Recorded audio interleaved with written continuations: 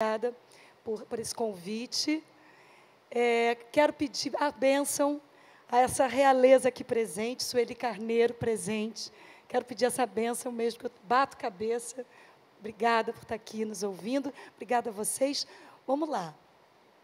A Anistia Internacional realiza hoje, 22 de fevereiro, data de aniversário de pessoas muito queridas, inclusive de minha mãe, o lançamento mundial do seu relatório anual, o Estado dos Direitos Humanos no Mundo 2017-2018. A publicação traz um panorama das pesquisas e análises sobre violações de direitos humanos realizadas pela organização em 159 países do mundo em 2017. A versão brasileira traz 57 países, com destaque para o Brasil. A versão digital desse relatório já está disponível no site da Anistia Internacional, que é anistia.org.br. Então, você que está aí assistindo a gente, você pode baixar diretamente do seu computador, do seu tablet, do seu celular, gratuitamente.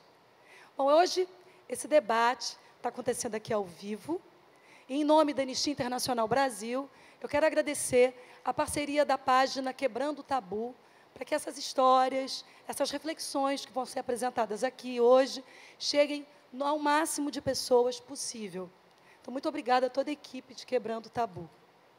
E obrigada a você que está aqui nos acompanhando, né, onde quer que você esteja, não sei se você está no trem, se você está em casa, está no seu escritório, está na sua casa, está no seu sofá. Obrigada, você está aqui gerando assim, dando a sua atenção, conectado com a gente. Chamem outras pessoas e para participar ao vivo aqui com a gente. Nós sabemos que 2017 não foi um ano fácil para muitas pessoas, no Brasil e ao redor do mundo. A maior crise humanitária da história continuou fazendo milhões de pessoas buscarem refúgio fora dos seus lugares.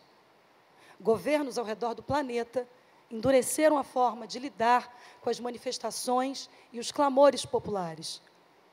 Defensores, estou falando de defensores e defensoras dos direitos humanos sofrendo perseguição política, sendo presa e até morta por seu trabalho de defender os direitos humanos. A gente está falando de todo tipo de conflito que gera morte, gerando morte, sofrimento e injustiça mundo afora. Agora, ainda bem, isso me faz bem estar aqui, nesse painel tão diverso, porque a gente também vê muita potência. A gente também vê o poder das pessoas em transformar realidades, especialmente sobre os direitos das mulheres no mundo todo. Eu ouso dizer que a revolução será das mulheres.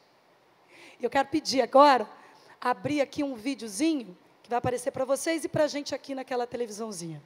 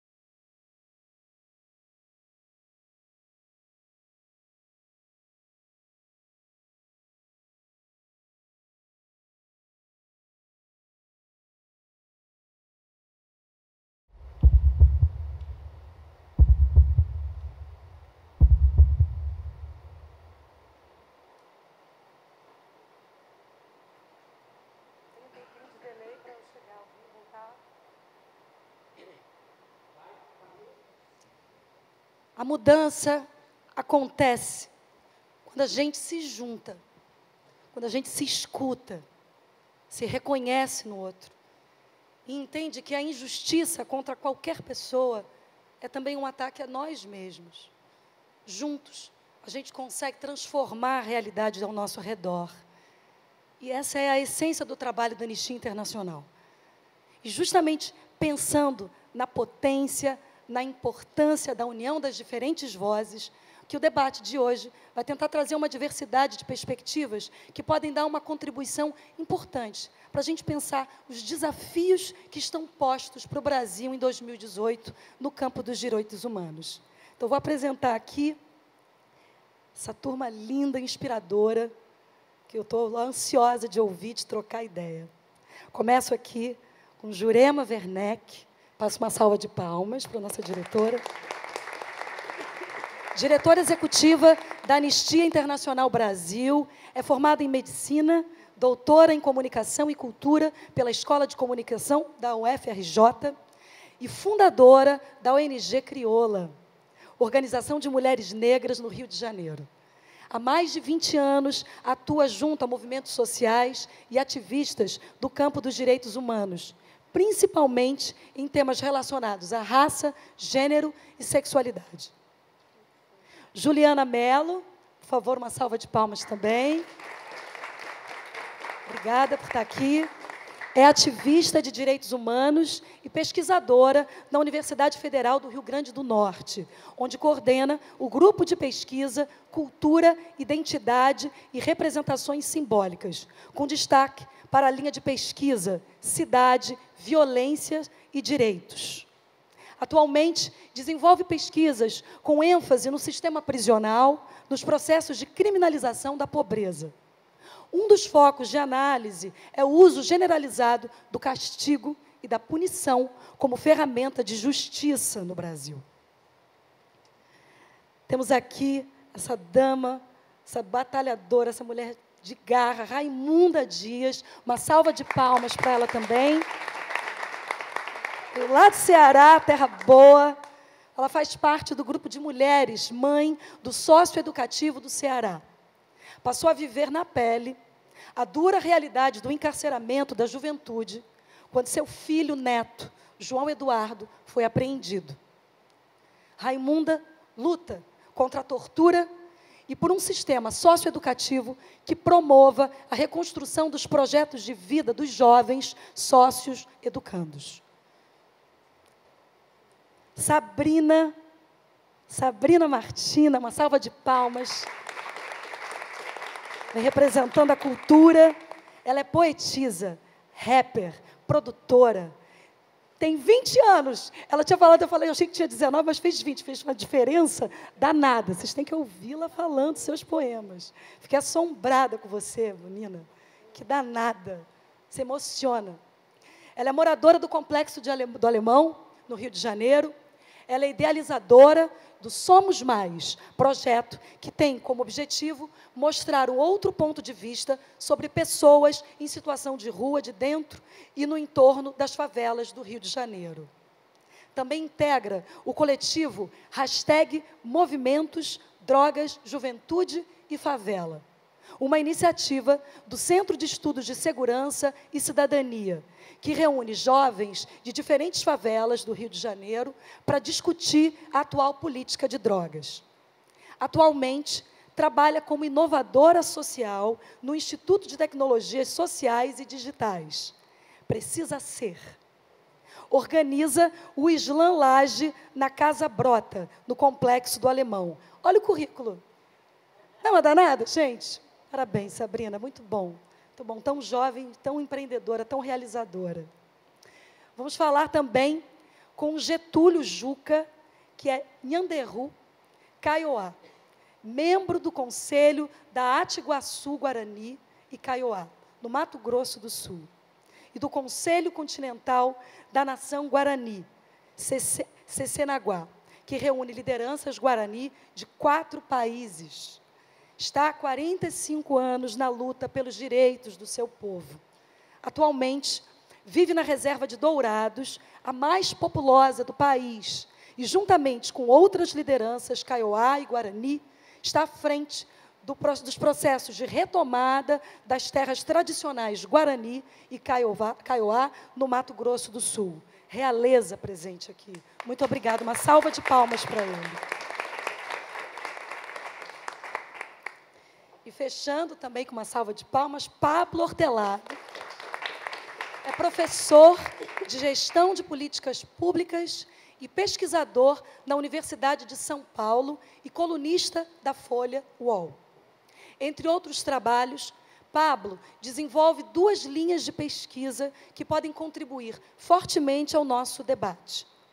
Uma sobre a guerra de narrativas, ou polarização dos debates políticos nas redes sociais, e uma outra linha de pesquisa sobre fake news e seu uso político, especialmente em ano eleitoral.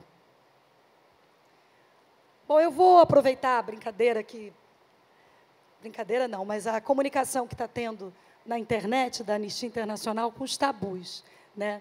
Então, por exemplo, tem 2 frases meio básicas que estão ali naquela comunicação, que tem bandido bom é bandido, completa aí na sua cabeça, não precisa falar. Lugar de mulher é... Quando a gente completa essas frases, mesmo que a gente não se identifique, infelizmente tem muita gente que se identifica com essas frases, com essa onda conservadora, elas estão impregnando a gente porque estão sendo repetidas de uma maneira, e a gente está vendo uma turma, na verdade, uma onda desses repetidores, né, de pessoas que repetem verdades, máximas, tabus, sem pensar no que isso representa até para si próprio.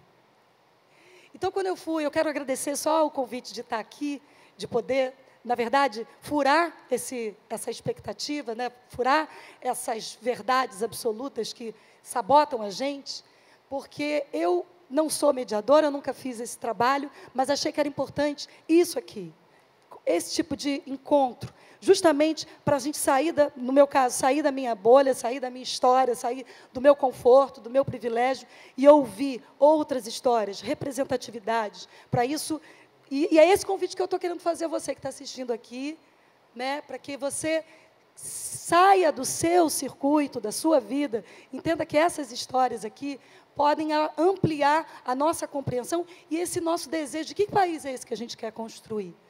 Né? Essa é a pergunta que a gente quer fazer. Para onde a gente quer caminhar? Para a gente saber para onde a gente quer caminhar, eu acho que a primeira coisa que a gente tem que fazer é se ouvir, é dar a mão. Então, muito obrigada por esse convite, por esse desafio. Na história da humanidade, sempre existiram guerras, conflito, injustiça. Nós sabemos disso. Nós conhecemos muitas passagens históricas em que populações inteiras foram submetidas à escravidão, submissão e até mesmo ao extermínio, apenas porque algumas pessoas acreditaram que fossem superiores às outras. Mas houve um momento específico em que nós, como civilização, entendemos que havíamos passado dos limites e nos propusemos a elaborar um acordo de convivência, um pacto, que desse conta das nossas semelhanças e diferenças. Esse acordo foi batizado de Declaração Universal dos Direitos Humanos. E faz 70 anos em 2018. 70 anos. Passaram-se 70 anos e mesmo depois de tanto tempo para assimilar esse acordo, ainda há quem olhe para outra pessoa e não veja nela mesma a humanidade que vem em si.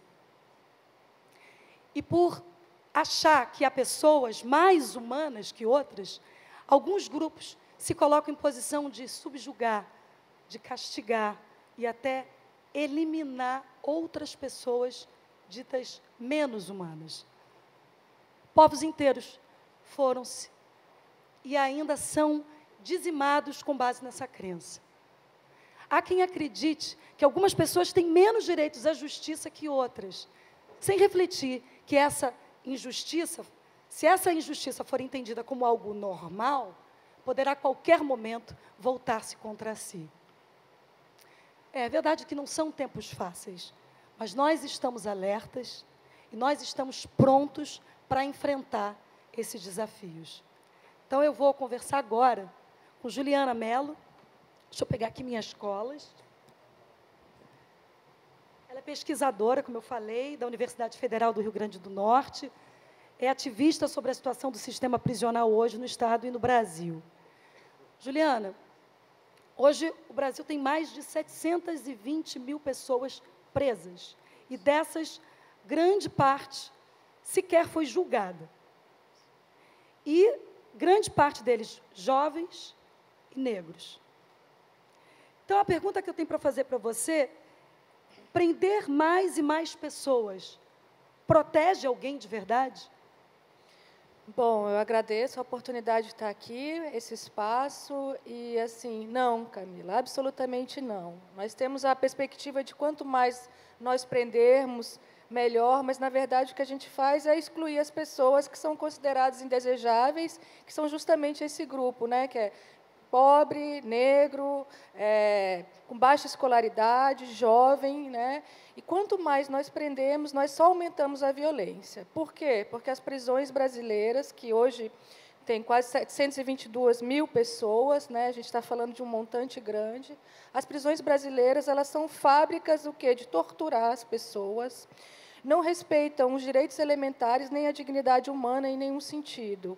As pessoas vivem em condições absolutamente deploráveis, porque o Estado não é capaz de fornecer coisas mínimas, como a própria água, por exemplo, como é um problema que a gente vive no Rio Grande do Norte, do acesso dos presos à água.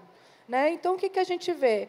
A gente vê uma continuidade, e eu queria chamar a atenção justamente também para o grande encarceramento feminino, que é o que mais está crescendo no Brasil. E, como você colocou, 40% da população prisional brasileira sequer foi julgada.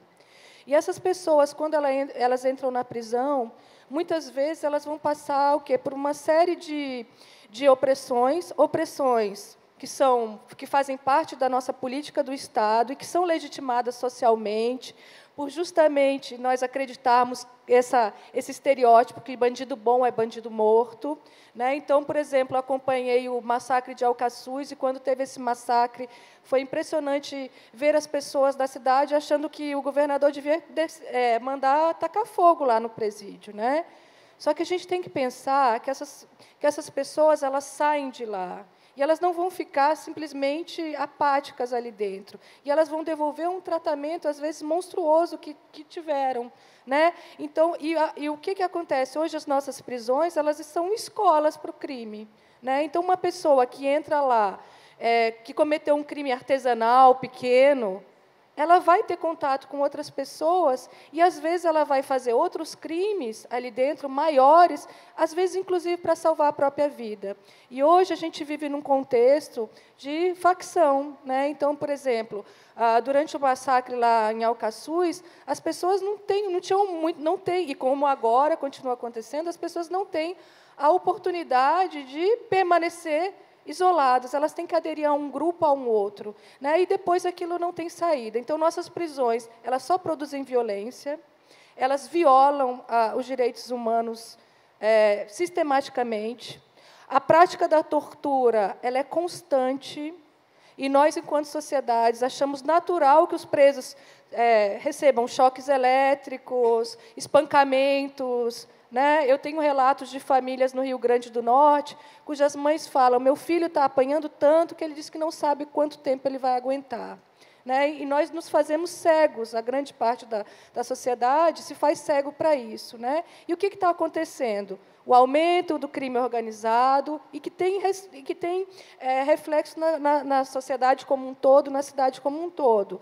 Desde o massacre de Alcaçuz, em Natal, por exemplo, a gente viu um crescimento vertiginoso dos homicídios e muitas mulheres sendo mortas. Então, uma grande falácia. Se o Brasil...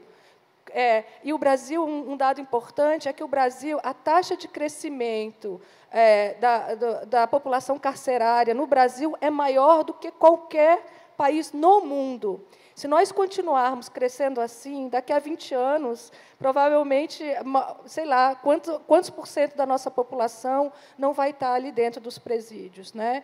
Então, é muito importante a gente desconstruir esse mito de que bandido bom é bandido morto, bandido bom é bandido ressocializado, é bandido que tem oportunidade de escola, de cidadania. Né? E é importante a gente pensar que a prisão ela tem um caminho, né? Que começa, às vezes, nas periferias, que os jovens são tratados como lixo, passam, às vezes, pelos sócios educativos, que são tratados como lixo também, que vão acabar na prisão, onde esse estado deplorável, né, vai se manifestar, e isso vai afetar não só as pessoas que são presas, mas destruir famílias inteiras, como a gente tem acompanhado. Então, a gente precisa rever o nosso estereótipo que justiça se faz com punição, tá? E a gente precisa rever a guerra às drogas. E eu queria chamar a atenção para o crescimento vertiginoso do aprisionamento feminino, o que tem impactos sociais ainda mais graves. Obrigada. Obrigada, Juliana. Obrigada mesmo. Excelente fala. Bom, além do sistema prisional, o Brasil conta também com um sistema socioeducativo que deveria atender, proteger, acolher jovens com menos de 18 anos que cheguem a cometer algum tipo de infração à lei. Qualquer pessoa pode vir a cometer infrações e até crimes, mas quando a gente está falando de crianças e adolescentes, a Constituição diz que é dever do Estado, a responsabilidade da sociedade, proteger e dar nosso melhor para garantir um desenvolvimento pleno. Então, queria falar com você, Raimunda Dias, que teve seu filho, neto, boa noite, né, participando do sistema socioeducativo, sofrendo, né, tem essa vivência na pele. Tenho. E esse sistema, que experiência, qual é essa experiência para você como família e para ele? Como é que isso gerou alguma coisa? Isso ajudou em alguma coisa? Foi uma experiência não boa, né? Porque quando ele passou pelo sistema a primeira vez, já era para ter ficado ressocializado, né? Aí saiu, em pouco tempo voltou. Entre tudo... Foram 9 vezes, não foram? Foram 9 vezes. E não tem condições de nenhum jovem se ressocializar com um tratamento daquele. Não existe. Não tem nem chance. O sistema do socioeducativo, não sei o daqui, mas conheço bem o do Ceará, não é dos melhores. Que é uma rotina de massacre, uma rotina é uma rotina deseduca. de massacre. Os meninos são obrigados a comer barata. Eles dão barata para eles comer. Dão. Porque já teve um relato desse num grupo de mãe que eu participo. O meu mesmo, passei 25 dias sem ver. Quando eu vi ele, foi através da televisão, banhado de sangue e de peia. Foi quando eu fui ver ele. Fui buscar para ver, ninguém deixou. Fiquei de 8 horas da manhã até 6 horas da noite no pé daquele centro educacional, pedindo até, pelo amor de Deus, que deixasse eu ver meu filho, mas ninguém deixou eu entrar. Fui para o conselho tutelar, o rapaz ligou, não conseguiu, foi que eu fui no AJA, lá da DCA, do Ceará, e deixaram eu entrar. O doutor Rubens, defensor público, foi mais eu e trouxeram ele, todo machucado. Então, é assim, Camila. Meu amor, eu acho porque se tem 90 meninos no centro educacional, chegou o curso, chegou um professor ali para dar um curso, vai 50, fica sem a oportunidade, vai 30. Para mim, teria que ser tudo igual. Porque se esse menino fosse para se ressocializar, o que era que teria que acontecer? Eles faziam, numa parte do tempo, eles iam fazer o curso, a outra parte do tempo ia para a sala de aula. Claro, Hã? claro.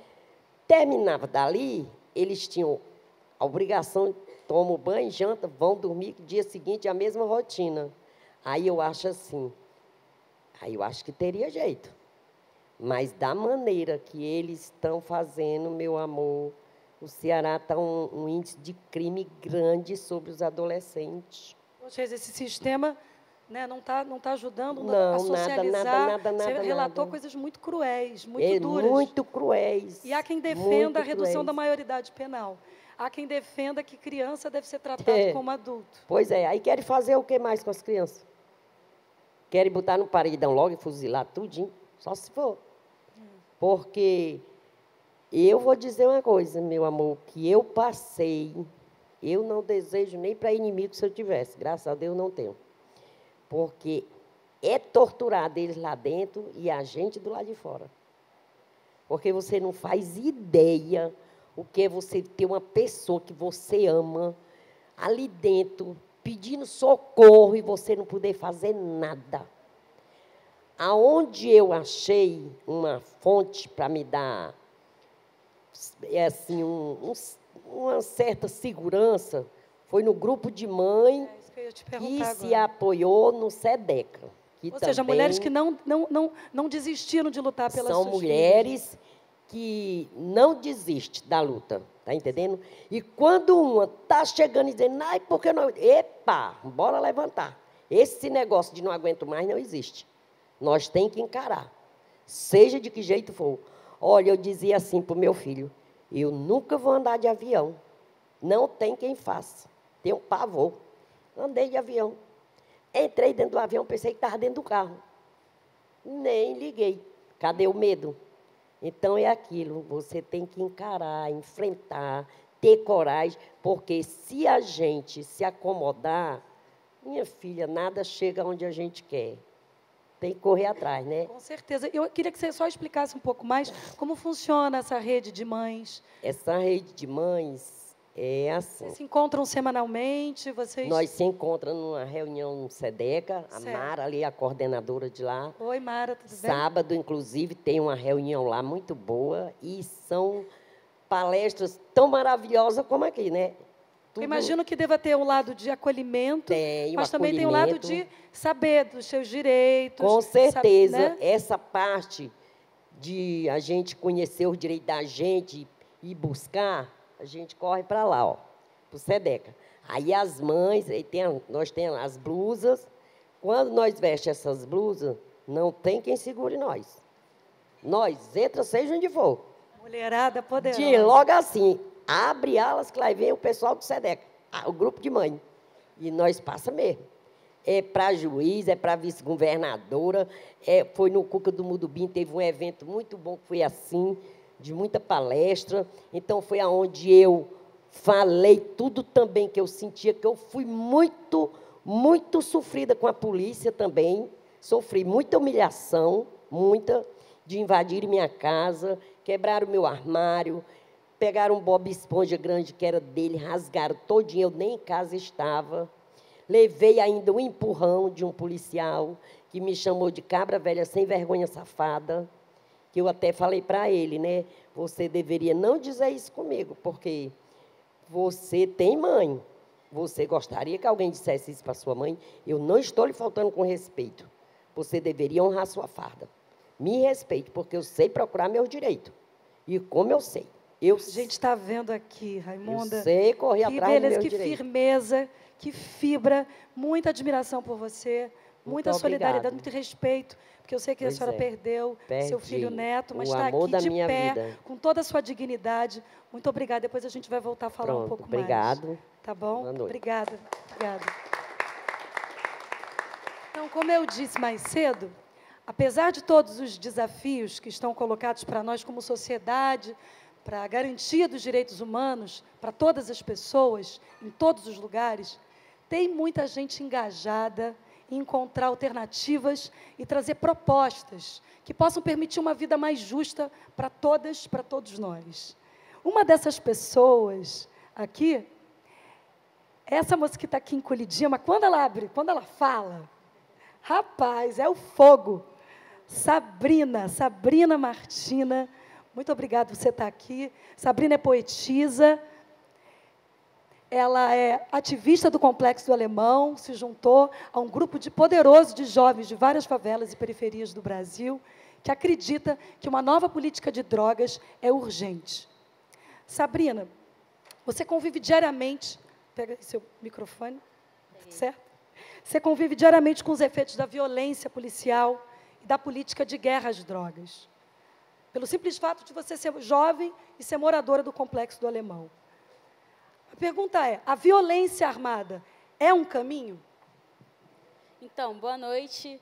Queria dar um alô para todo mundo que está em casa assistindo. Oi, mãe. Galera Oi, do mãe. Movimentos. Galera de várias favelas aí, Rocinha, Maré. Então, Eu acho que a violência... Eu acho não, tenho certeza, né? A violência nunca foi o caminho enfim, para dar uma vida melhor para a gente, sabe? Eu comecei a me envolver mais ou menos nesse meio, assim, projeto social, nesse meio cultural, mais ou menos 1 ano atrás, mais ou menos. E aí eu vi coisas que eu não imaginava que tinha dentro da favela, sabe? Não imaginava que tinha pessoas... Como que eu posso dizer? Não imaginava que a favela era tão potente. E eu sempre convivi com os impactos das guerras de drogas, mas eu não sabia o que era, eu não sabia por que eu sofria isso, sabe? Então, por exemplo, hoje é dia 22 de fevereiro. Antes de vir para cá, dei uma estudada, né? Para me preparar, ver o que eu ia falar também, pedir ajuda para a galera. E aí, qual é o lance? Eu dei uma lida na Declaração de 48, Declaração dos Direitos Humanos, e eu percebi que muitas coisas que estão ali não acontecem na prática, né? Direito à moradia, o direito à vida, e de ir e vir. Lá no Alemão, há mais ou menos 1 semana atrás, não só no Alemão, mas na cidade toda, né? A gente sofreu um forte temporal, muitas pessoas estão sem luz, estão sem água, muitas pessoas lá na Everest, que é uma favela lá do Alemão, perderam suas casas, perderam tudo, e cadê o Estado, cadê o governo, sabe? E como que eu posso dizer?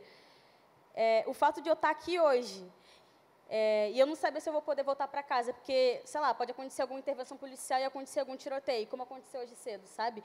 E outras coisas também.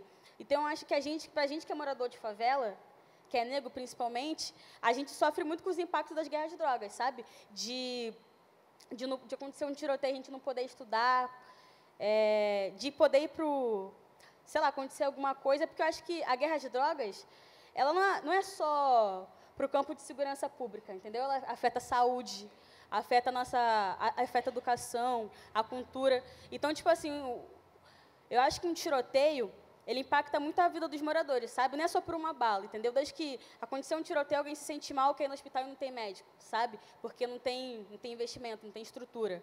Ou, por conta dos grandes tiroteios, não ter aula.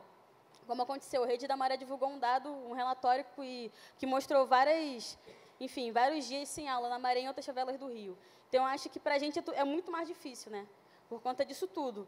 Mas a gente está vivo, está resistindo, está aqui falando, sabe? Então, eu acho muito importante a gente, morador de favela, estar nesse debate, porque a gente que somos as principais vítimas dessa guerra de drogas, que não é guerra de drogas, é guerra aos pobres. E a gente está vivo, está estudando, está nesse debate, e eu não estou aqui como especialista, não estou estudando, vou ter que estudar agora, mas estou aqui como uma pessoa que mora na favela, como muitas pessoas que estão assistindo, e que, mano, tá difícil, sabe? Eu quero continuar viva. Já perdi parentes nessa guerra, amigos, pessoas próximas. Então, o movimento nasce disso, sabe? De uma série de coisas, uma série de dúvidas que a gente começou a se perguntar. Por que a gente, que somos os mais impactados por essa guerra, a gente não está nesse debate? Quem é que está falando pela gente? Falam pela gente no nosso nome, mas não dão a oportunidade da gente estar aqui num debate como esse. Então, eu queria agradecer mais uma vez a Anistia pelo convite. E qual é o papel do movimento? A gente quer levar esse debate para a favela, para outros espaços, para cá, como a gente está aqui agora, mas a gente também quer construir junto, a gente quer construir política pública, sabe? Eu estou com uma cartilha aqui, ó, e essa cartilha, o nome do evento é 7 tabus sobre direitos humanos. Essa cartilha, mano, está quebrando vários tabus sobre o uso compulsivo de drogas, enfim, muita coisa. Eu vou recomendar a vocês a conhecer melhor nosso trabalho na página Movimentos, no site também, movimentos.org.br, e a gente está vivo, está produzindo, e é isso. A favela também é capaz de produzir políticas públicas. Você já falou assim, o objetivo é furar a bolha, é um ato de resistência. Eu acho interessante porque você, através da sua arte, né, da sua poesia, você está falando da dor, você está falando dos desafios que você tem que enfrentar, mas você está falando também da resistência, de estar furando esse circuito, de estar, né, podendo trazer para a sociedade, né, uma perspectiva de construção. Então, eu não posso deixar de pedir a você, para você cantar para a gente a sua poesia, Guerra às Drogas ou Guerra aos Pobres. Fala aí, manda ver.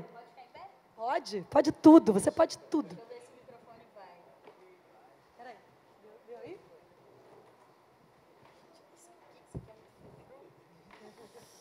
Enfim. Vem para cá, vem para aqui, nós no meio, isso. Então, galera, essa poesia, eu fiz até uma brincadeira com ela, né? O nome dessa poesia é Drogarias, porque as maiores drogas que se vendem no país são legalizadas, né? E aí um dia eu fiquei me perguntando, estava para uma reunião do Movimentos, e aí eu passei por uma farmácia e falei, caraca, mano, a farmácia se chama Drogaria, por quê? E ninguém nunca parou para pensar nisso. Aí eu botei o nome. Vou tirar o óculos. Então, nos olhos dos que lutaram antes de mim, eu enxergo cansaço, rosto suado, um coração magoado e uma mente em capos. Seus bolsos furados, sonhos rasgados, uma geração que desceu e subiu a ladeira em vários guetos, acreditando no que hoje me faz acordar quase todos os dias com um som, tia, que se repete em várias periferias. O mundo inteiro viu naquela tela aquela cena que não era de novela. Homens brancos desceram de helicóptero, colocaram uma bandeira e disseram que haja paz. E eu assisti aquilo tudo ali deitada, com a minha família abaixada, os tiros eu ouvi, pegaram na minha casa.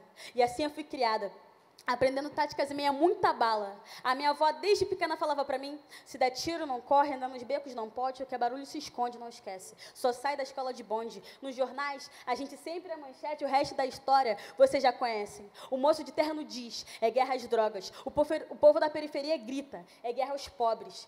E nesses 7 anos, muita coisa piorou, tem fuzil sempre apontado no coco de morador, não existe diálogo. A culpa sempre é do favelado, é revistado, enquadrado, taxado de otário. Agora eu te pergunto, para que tudo esse status o consumo não diminuiu, pelo contrário, só expandiu? Há tempos eles dizem, vamos proibir, só que da proibição nasce o tráfico, os chefões não estão aqui, olha lá.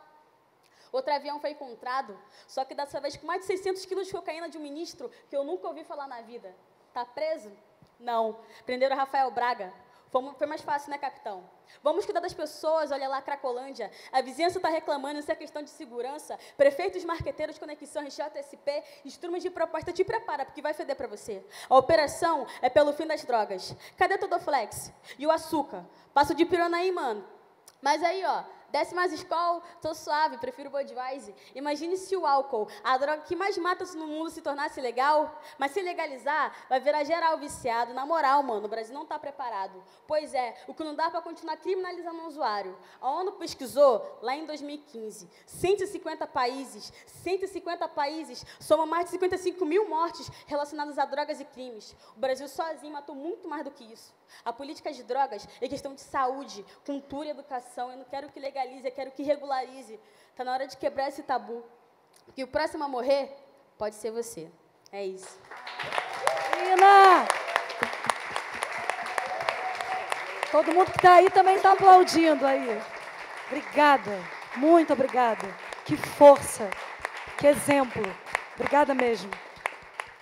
Pois é, a gente falou até agora sobre o ambiente urbano. Mas a violência armada e os conflitos por causa da disputa por territórios acontece tanto nas cidades quanto no campo. As nossas populações tradicionais e originárias têm sido atacadas de formas brutais. Estão numa situação de insegurança extrema. É um genocídio. Em lugar de serem protegidas pelo Estado, estão sendo expostas a todo tipo de violação de direitos humanos por causa da falta de proteção do Estado. O Getúlio Juca é uma das lideranças Guarani Kaiowá. Ele é da reserva indígena de Dourados, em Mato Grosso do Sul, onde as comunidades indígenas têm convivido com níveis extremos de violência. Getúlio, você pode, por favor? Se você quiser falar na sua língua mãe, depois falar em português, se você se sentir confortável, fica à vontade, tá? Fale como você quiser, tá bom?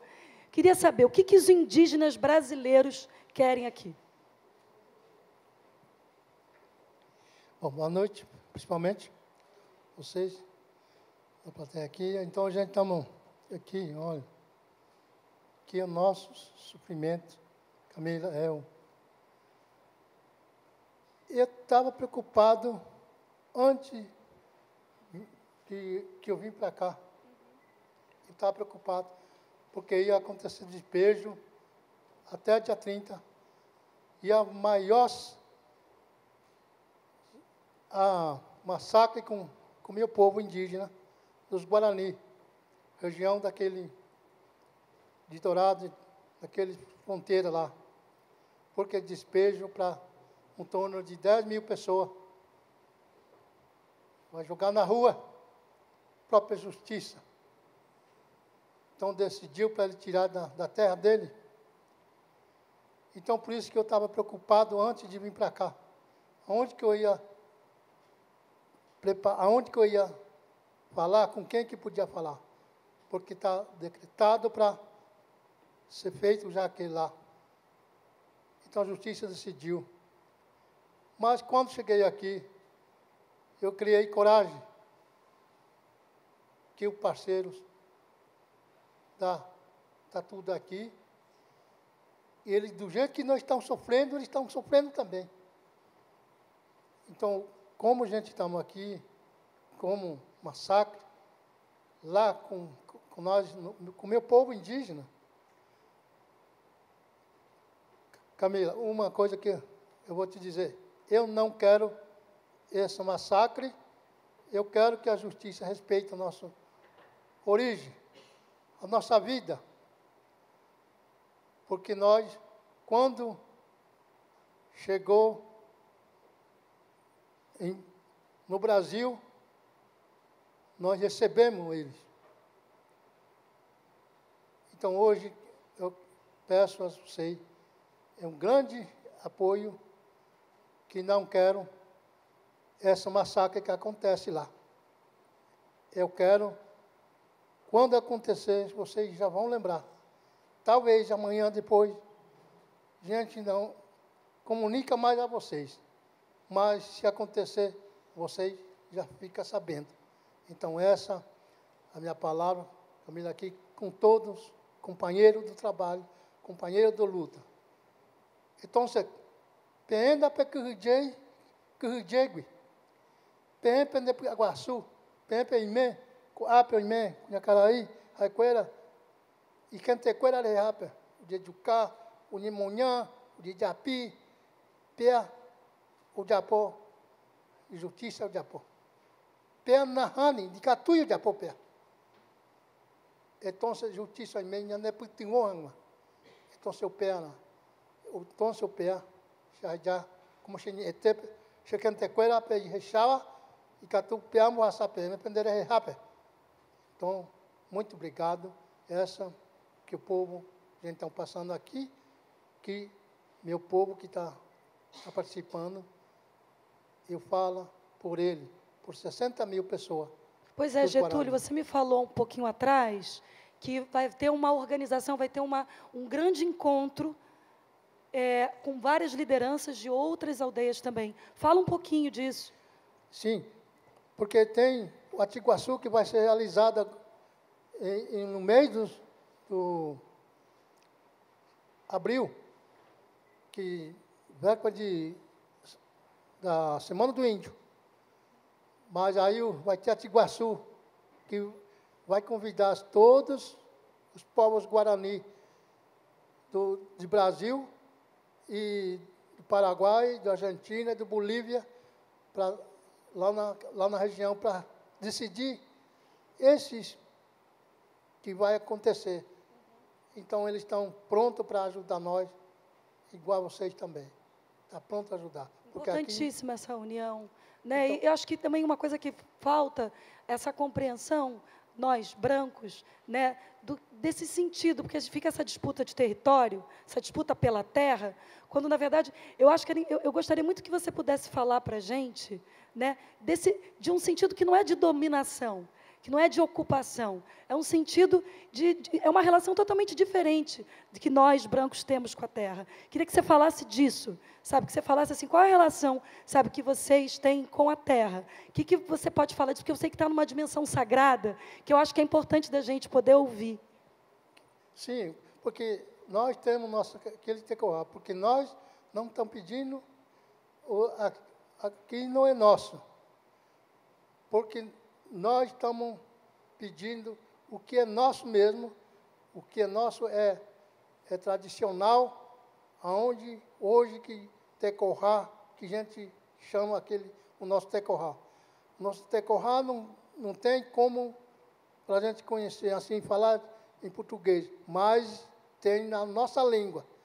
Tem Mucunhatim, tem Jaguaretequê, tem Gassoru, tem Ipoí, Isso é nosso Carajaju, isso é nosso Tecorá antigo que nós temos, essa é nosso mesmo. Então, nosso antepassado vivia naquele local. Nós não estamos vazando para o outro lado. Então, essa aí. Muito obrigado. Muito obrigada, Getúlio, muito obrigada. Depois a gente fala um pouco mais.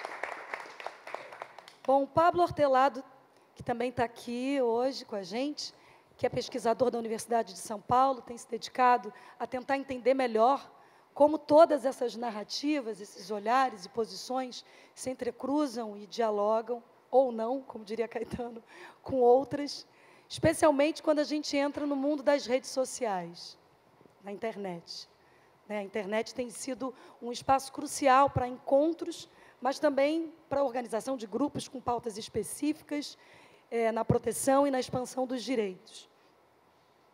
Mas também tem sido um ambiente de muitos ataques, muita guerra também nas redes, né?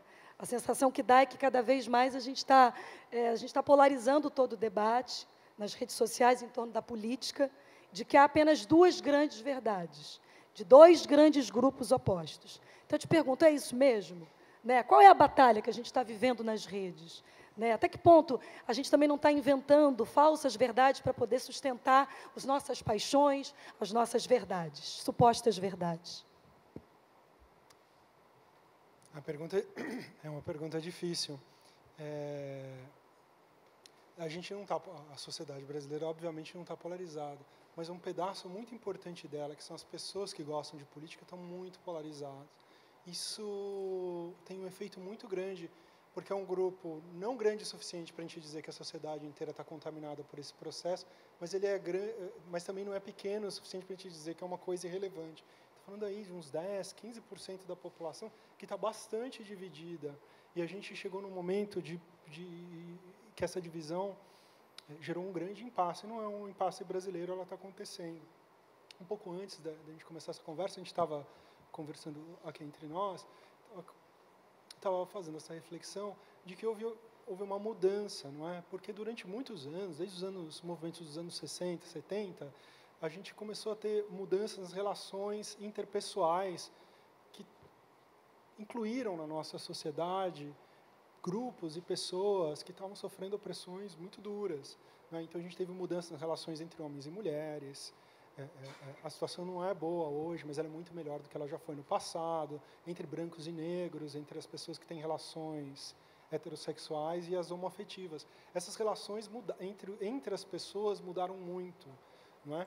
E quando essas mudanças elas atingiram as instituições que dão valor à sociedade, quando as artes incorporaram esses valores, quando a universidade, as escolas, os meios de comunicação incorporaram esses valores, as pessoas que foram educadas e que ainda tinham os valores tradicionais, elas se sentiram muito acuadas.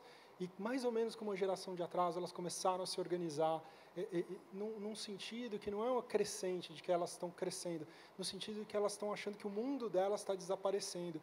E um pouco do debate dessa guerra surda que a gente tem vivido diz respeito com a maneira como esses grupos eles se organizaram politicamente, estão vocalizando a resistência a essas transformações.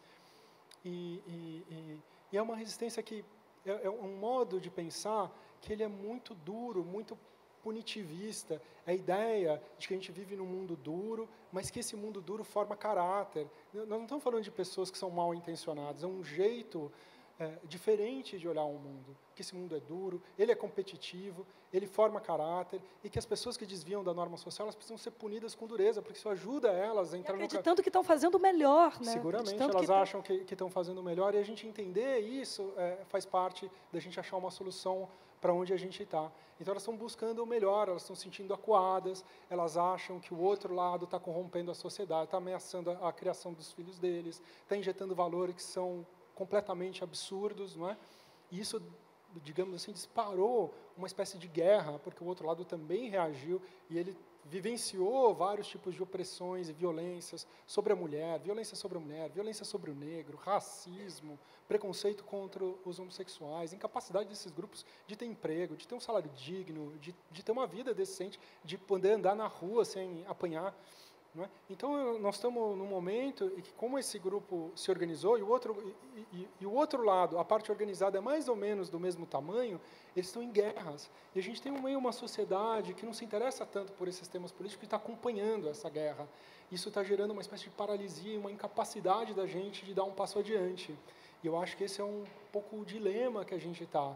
Como é que, acredito eu, né, nós que reconhecemos esses valores, aí, essas conquistas aí que a gente teve nos últimos 30 anos, como é que a gente mantém isso e, ao mesmo tempo, reconhece a preocupação dessas pessoas e acha uma saída para esse impasse que a gente está, porque a ideia de exterminar o outro não me parece uma boa solução para o problema que a gente está vivendo. Sim. Mas e quando a gente fala dessas verdades, assim, dos fake news, quando você, com a sua paixão, com seu desejo de transformar o mundo, você acaba criando factoides, assim, essas falsas verdades, elas quando elas ganham, né, uma notícia de jornal, quando elas, né, adquirem uma caráter de verdade, isso funciona bem para quem? Então, esse processo que eu estava me referindo é um processo muito maior, mais estrutural, e está passando várias sociedades, todas as Américas estão passando, a Europa está passando, então é um processo grande, estrutural. Acontece que esse conflito que está acontecendo na sociedade, ele está sendo explorado politicamente por grupos de poder, né?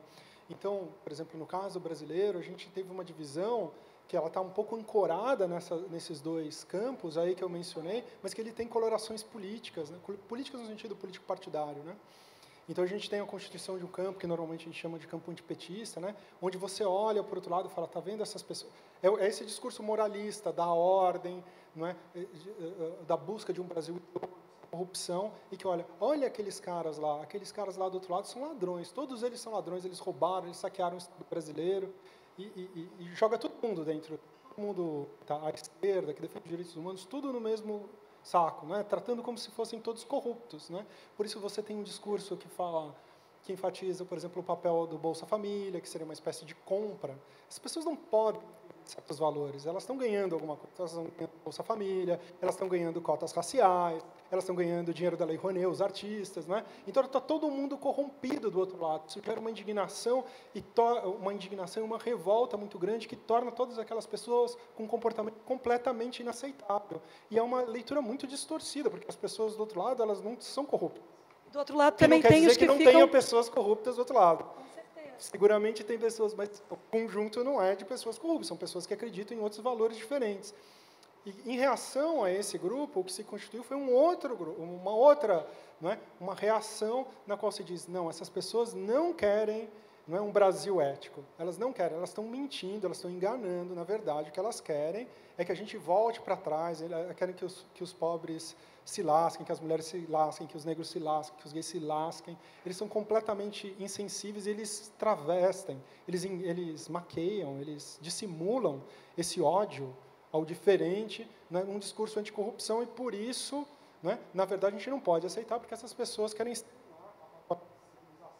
com os direitos humanos, o que também não é verdade, né? Se você vai olhar e escutar as pessoas, a gente fez pesquisa lá na universidade perguntando para as pessoas querem escola pública, as pessoas querem saúde pública, as pessoas respeitam os direitos dos gays, elas assimilaram muito bem os direitos das mulheres.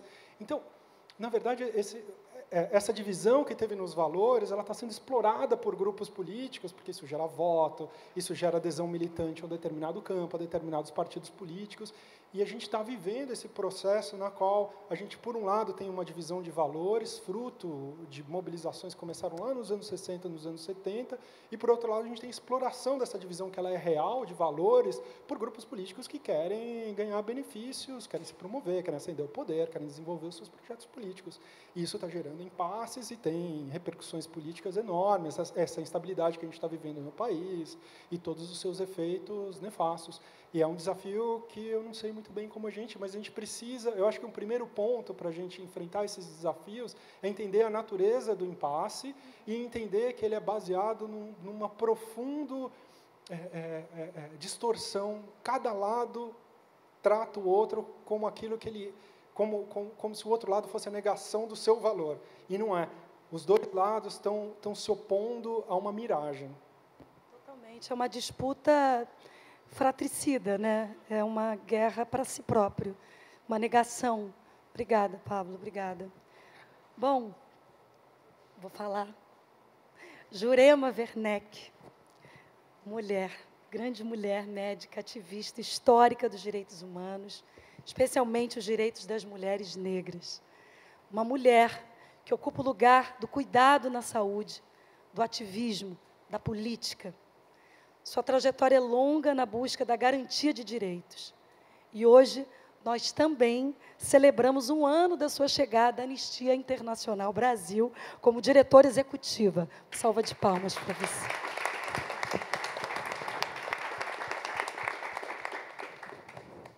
Você, Jurema, é a própria personificação daquela frase, lugar de mulher é onde ela quiser. Você é isso. Bom, na verdade, eu me sinto personificação de uma dimensão diferente, assim, lugar da mulher negra, onde as outras mulheres negras quiserem. Porque eu aprendi com outras mulheres que é uma mulher, né, que coloca a outra para frente. Eu ouvi muitos anos atrás, de Angela Davis, que ouviu de uma mulher mais velha que ela dizia o seguinte, que uma mulher negra, quando sobe, ela sobe porque uma outra mulher negra se ofereceu o ombro, como apoio e como escada, não é? Então, o lugar de uma mulher é em qualquer lugar onde outra mulher empurrar ela para ir, né? Eu fico muito orgulhosa disso, acho isso muito bacana, porque é essa a experiência, não é? De onde eu vim, não é? Eu vim de um lugar parecido com o seu, Martina. Eu vim de uma favela, né? Até a gente conversava, né, Marisa? Que foi a favela que investiu para eu estar aqui, não é? A favela fez esse esforço o tempo todo, como se esforça, né, para levar a gente onde a gente precisa ir, não é? A gente é empurrado para ir, né? Se a gente não for, quem é que vai falar por nós, não é? Se a gente não for, não é? Quem vai contar como é que é lá, não é? Se Getúlio não vier e contar, Tecorra, né, é assim, quem vai contar por nós, não é? Então é isso, lugar da mulher é esse lugar não é um lugar fácil. Eu estou dizendo que, falando assim parece fácil, mas custa muito sacrifício. Não estou dizendo o meu, estou dizendo que custa muito caro para as mulheres de onde a gente vem, não é? Fazer esse investimento, de fazer a gente ficar viva, fazer a gente acreditar que a gente importa, fazer a gente ver que a gente pode ir mais longe, não deixar a gente esquecer que a gente tem uma responsabilidade onde quer que a gente esteja, onde quer que a gente vai. E depois, são essas mesmas mulheres, né, que quando a coisa não dá certo, quando o mundo bate forte, segura a nossa onda, né? Mas quando o mundo não bate forte, ou mesmo batendo forte, são elas as primeiras a dizer, vem cá, você vai conseguir, respira e vai adiante, não é? Lugar da mulher é esse lugar de cuidado, mas o lugar da mulher é o lugar de mais adiante, né? Assim, empurrada, é sempre por outra, sempre por uma irmã, né? E dando mão também, né? Dando mão, dando ombro, né? Como disse a velha senhora que falou com Angela Davis, né? Como apoio e como escada, né? Isso é um conforto, mas é uma responsabilidade imensa, né? Martina com Slam Laje, né, faz isso. Sabrina Martina faz isso, não é? Esse abrir espaço para as outras, mostrar o talento, mostrar a poesia e dizer, não é? Vai que você vai aí no concurso nacional e vai ser a vice-campeã. E foi, não é? É esse tipo de coisa. Dona Raimunda, Getúlio, Juliana, Sabrina e o Pablo estão lembrando a gente que o mundo é duro, não é? Não é fácil, né? O mundo é muito duro, muito ruim, não é? Assim, o que ele podia ter de bom, né, ele tem também um peso de ruim, dói, né, machuca toda hora, né, assim. Mas tem um outro lado, é nesse mundo também que a gente encontra esse conforto, né? É nesse mundo também, na relação com as pessoas, que encontra essa parceria, essa coisa de apoio, não é? Não sei se esse momento aqui, por exemplo, a gente está todo mundo reunido para celebrar a luta, mas celebrar a luta de um mundo difícil, né? O relatório da Anistia fala isso. 2017 foi um ano ruim no mundo, né? 2017, a política, a liderança política não fez jus, não honrou a responsabilidade de ser liderança, né? A liderança política fez discriminação, fez ódio, fez divisão, empurrou o mundo para baixo, não é? Seja no mundo inteiro, seja aqui nas Américas, seja aqui no Brasil, o que a gente viu foi isso. Violência aumentando, dor aumentando, desrespeito aos direitos humanos muito forte, não é? A gente viu, o relatório fala, e aqui, quem está aqui, pode atestar, foi muito difícil, muito perigoso lutar, não é? Getúlio pode contar aqui da história dos povos indígenas, das lideranças indígenas que estão ameaçadas, torturadas e sendo mortas, né? Trabalhadores e trabalhadoras rurais, quilombolas, ameaçadas e mortas. Lutar por o direito ao que é o seu, não é, Getúlio? Está custando a vida. Está custando a vida. É um mundo duro, é um mundo difícil, né? Mas, para dizer, nas palavras da Martina, né? Nos olhos do que lutaram antes de mim, não é? Para honrar esses olhos, né? E para honrar as pessoas que estão aqui, é preciso dizer que também, antes de mim, vem a aspiração e a lembrança da luta. Não é assim? O relatório honra isso também, no que lembra. Esse mundo foi difícil, mas teve uma coisa que aconteceu e está acontecendo que a gente não pode deixar para trás e que aqui está exemplificado. O que aconteceu foi a insurgência, o que aconteceu foi a resistência, o que aconteceu é gente indo para a rua dizendo assim não dá, é problema meu e não aceito, né? A anistia fala um pouco isso, né? Que nossa responsabilidade, nosso sentimento é que a justiça é problema meu, não é? E o mundo mostrou isso. Em todo lugar do mundo, as pessoas disseram, é problema meu, e foram para a rua, não é? Você está falando nessa coisa do movimento de mulheres, eu sou ativista, então eu vou querer citar o movimento de mulheres, não é? Porque as mulheres foram para a rua. Aqui no Brasil... Secundaristas também aqui. As estudantes e estudantes, não é? E todo mundo achava, né, Martina, que jovem estava quieto, jovem estava estava enfeitiçado pela televisão. Duas coisas, jovem não vê televisão. Segundo, não estava enfeitiçado, estava na luta, não é? Estava na luta. As mulheres foram para a luta. Aqui no Brasil, a gente freou a mobilização das mulheres. A gente tem falado mal do Congresso, não é?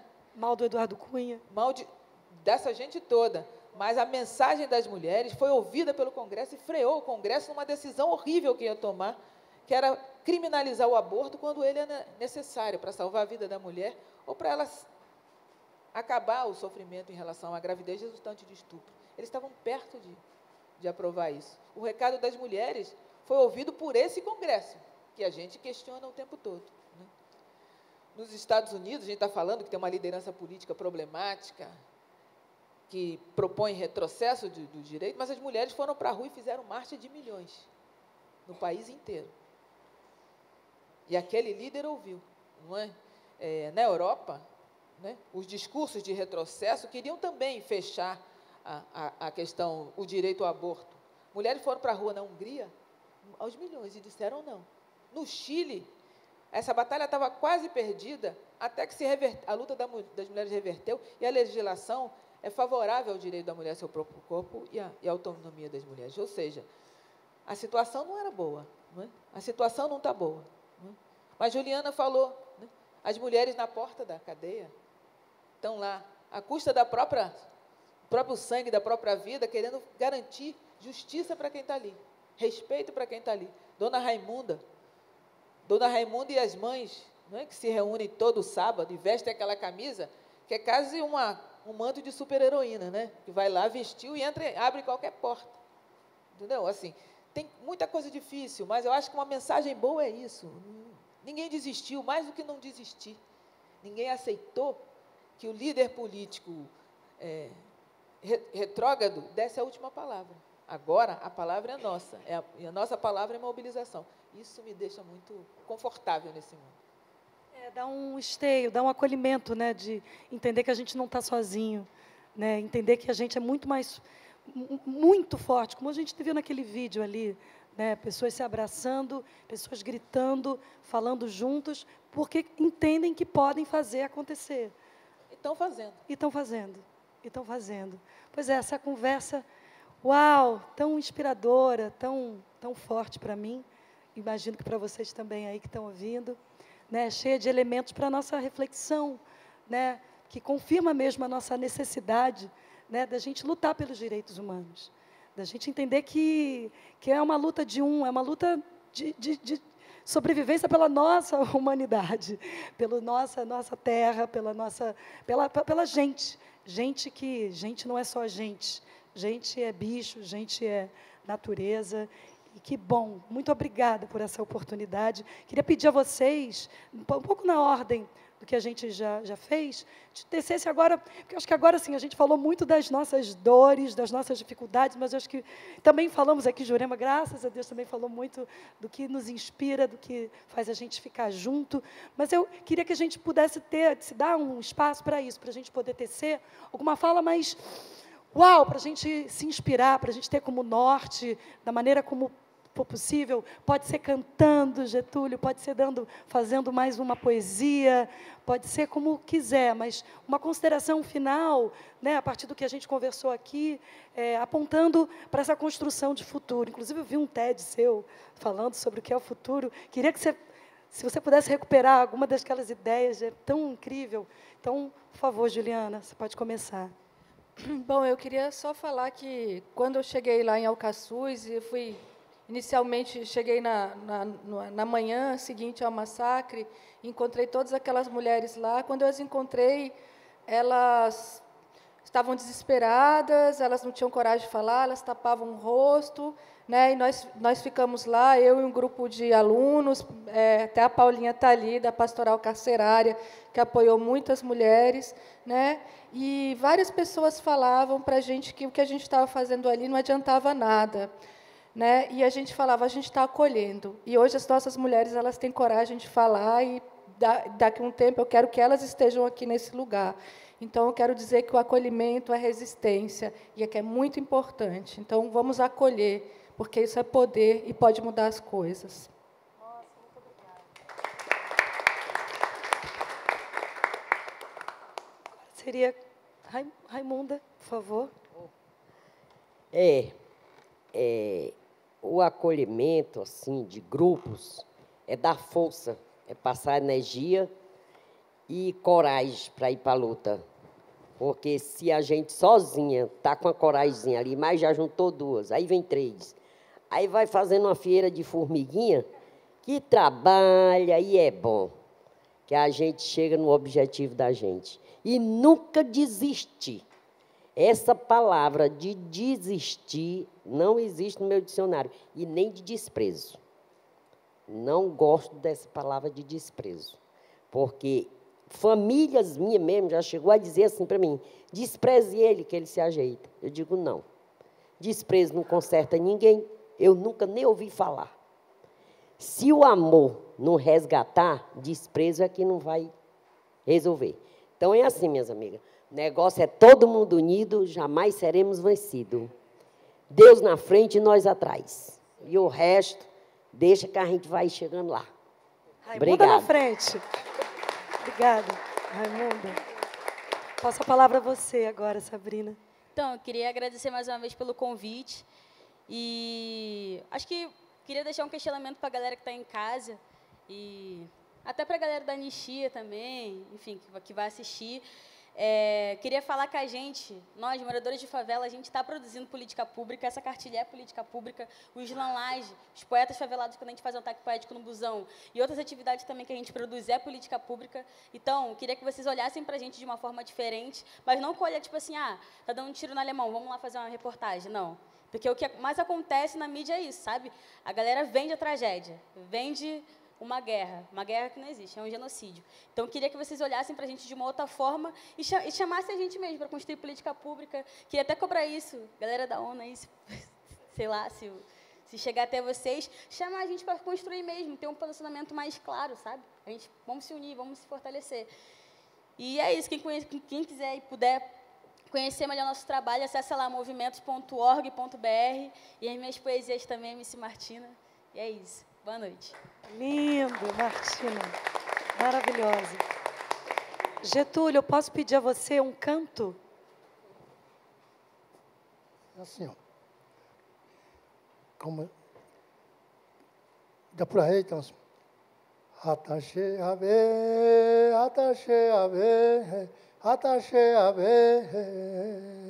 Ataxe ave, ataxe ave, ataxe ave, Yandera moiro karari, ataxe ave, ataxe ave, ataxe ave, Yandera moiro karari, ataxe ave, ataxe ave, ataxe ave, ataxe ave.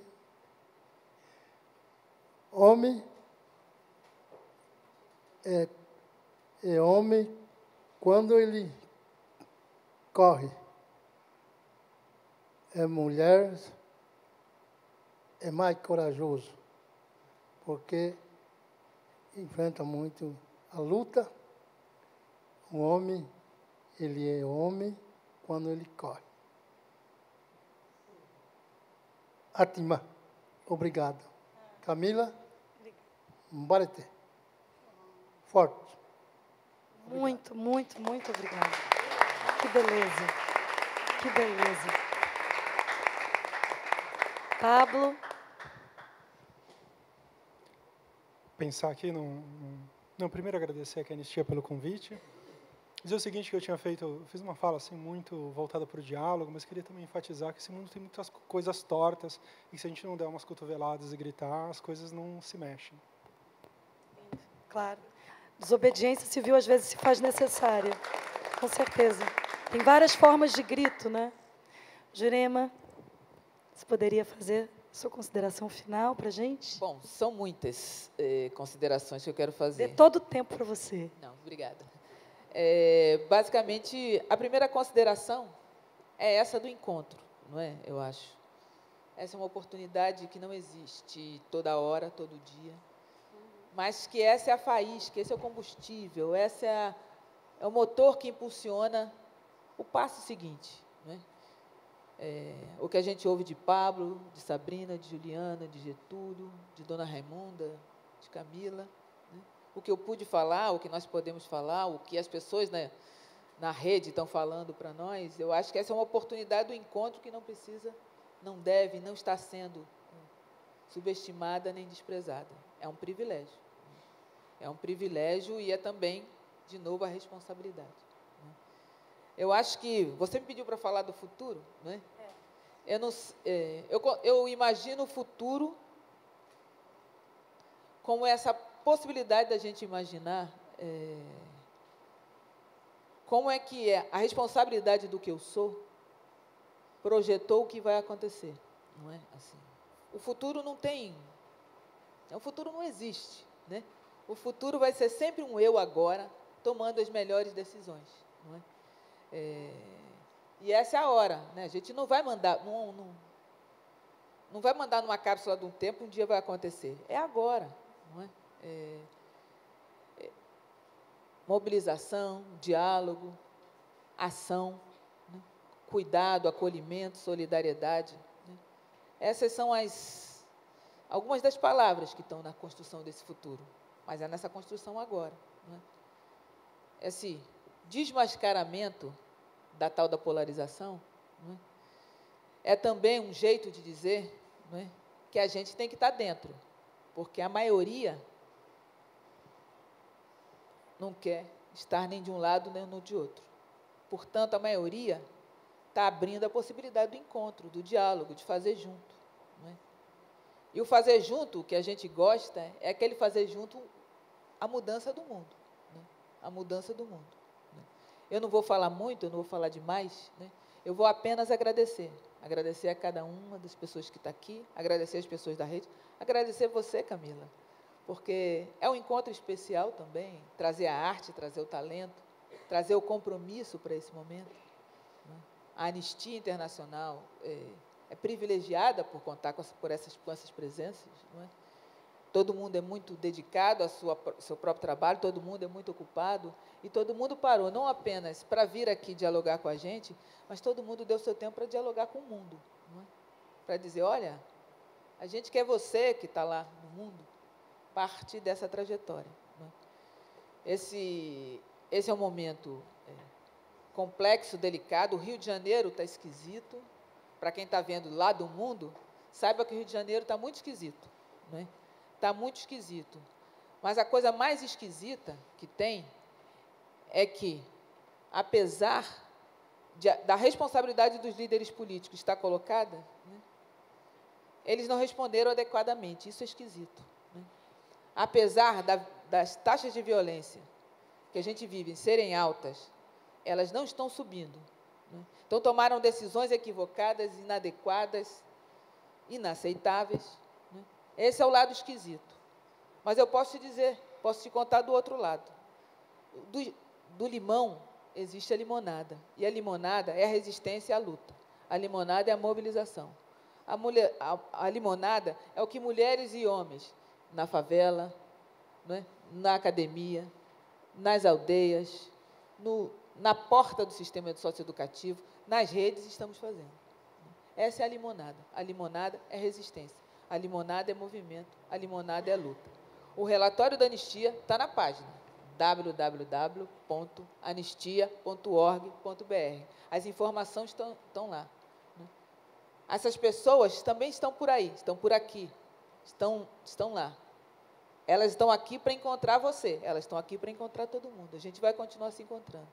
Então, se eu posso dizer alguma coisa, é dizer desse privilégio, da gente poder continuar se encontrando. Mais uma vez, muito obrigada. Muito obrigada a você. Bom, eu espero que essa conversa, que esse debate aqui estimule a gente a entender que cada um pode se engajar, cada um pode se participar. Então, eu convido vocês a irem na página da Anistia Internacional, sabe? Porque você pode ver que tem vários programas, vários projetos, várias maneiras, muita coisa acontecendo ali, para você não só entender, mas você se misturar, compreender que cada ação de você ali, contribuindo e se engajando, é a força de milhões. Então, eu quero agradecer o convite da Anistia Internacional, agradecer mesmo, a honra de estar aqui ouvindo todos vocês, desejar uma boa noite, obrigada para quem acompanhou a gente até agora. Podem depois, o Quebrando o Tabu vai oferecer umas pílulas dessas conversas, então você vai poder replicar em coisas que você, enfim, se identificou, ou que você quer trazer para debate, para conversar. É isso, essa necessidade do encontro, da conversa, do debate, que ela se mantenha aí, através das redes também. Muito, muito obrigada. Boa noite.